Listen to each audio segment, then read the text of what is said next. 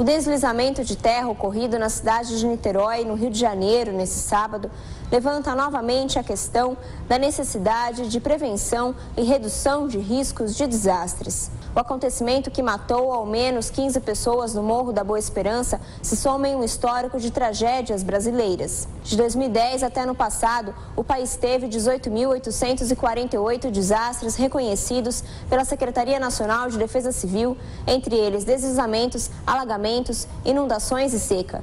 Apenas no estado do Rio de Janeiro foram registrados 124 desastres de 2010 até 2016. Dentre eles estão a tragédia do Morro do Bumba, localizado também na cidade de Niterói, cujo deslizamento de terra deixou 48 mortos em 2010 e os deslizamentos na região serrana do Rio de Janeiro em 2011, com 918 mortes.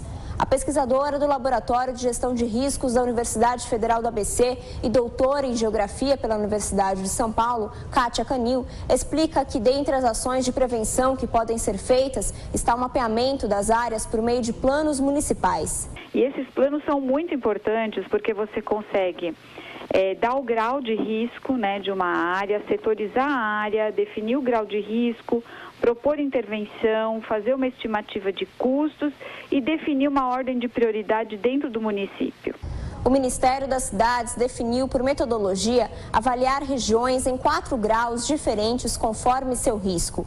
Áreas chamadas de R1 são de risco baixo, R2 risco médio, R3 risco alto e R4 risco muito alto. Kátia Canil ainda lembra que mesmo quando se mapeia uma área como sendo de risco muito alto, a remoção de famílias não pode ser imediata. Você tem que considerar também as relações que o morador tem com aquele local, né? Não é simplesmente, você está em risco aqui, você sai daqui e mora lá como se fosse um objeto. Os pesquisadores também lembram que para o erro não se repetir novamente, é importante que o poder público realize um trabalho junto à comunidade de preparação e atenção ao risco.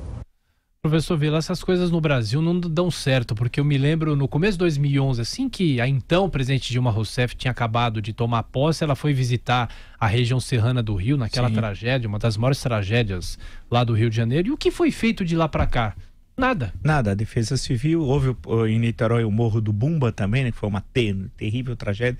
Era um local onde se instalaram uma série de casas populares, vamos chamar assim, né? Edificações de autoconstrução, onde era um lixão e foi uma tragédia e tal. E isso se repete. A questão da defesa civil, que ninguém dá a mínima importância a isso, que são os trabalhos de prevenção. Tem tantos lugares que você anda, olha, você fala, se tiver uma chuva forte, o que vai acontecer, né? Aquelas casas sempre de autoconstrução, em terrenos invadidos, etc., em áreas que não poderiam ser edificadas.